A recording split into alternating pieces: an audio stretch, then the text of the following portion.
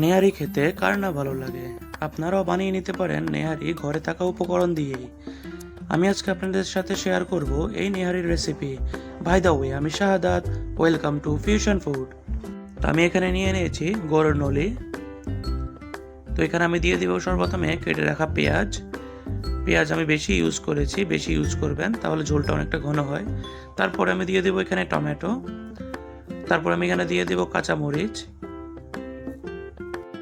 তারপর আমি এখানে দিয়ে দিয়েছি দারচিনি, তেজপাতা, এলাচি আর লবঙ্গ। তারপর আমি এখানে দিয়ে দিয়েছি আদা রসুন, চপ করে রাখা আদা রসুন। এগুলোকে দিয়ে আপনি ছড়িয়ে ছিটিয়ে নেবেন। তারপর আমি এখানে দিয়ে দিলাম জিরা 1.5 টেবিল স্পুন। এরপরে দিয়ে দিলাম এখানে কারি পাউডার। এটা বাজারে অনেক ব্র্যান্ডেরই পাওয়া যায়, যে কোনো একটা কারি পাউডার ইউজ করলেই হবে। তারপর আমি এখানে দিয়ে দিচ্ছি ধনিয়া, 2 টেবিল স্পুন ধনিয়া।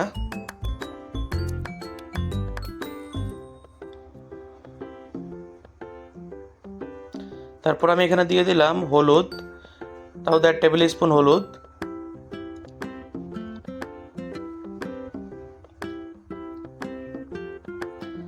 এরপরে দিয়ে দেবো লবণ স্বাদ অনুযায়ী। তারপর আমি দিয়ে দিলাম এখানে কুকিং অয়েল। এরপরে দিয়ে দেবো আমি এখানে 1.5 টেবিল স্পুন গরম মশলা।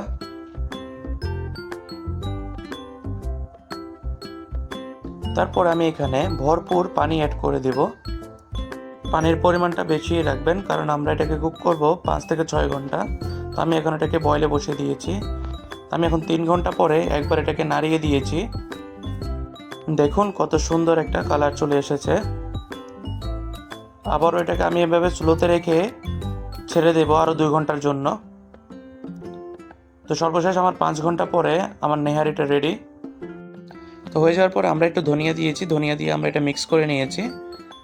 তো আমরা এখন এটাকে প্লেটিং করে নেব। তো উপর দিয়ে হালকা করে একটু জিঞ্জার দিয়ে দেবো গার্নিশ হিসেবে। আমাদের নেহারিটা রেডি। তো ভিডিওটা যদি ভালো লেগে থাকে অবশ্যই একটা লাইক, কমেন্ট আর একটা শেয়ার করবেন। আর পেজটাকে ফলো করতে ভুলবেন না। Thank you.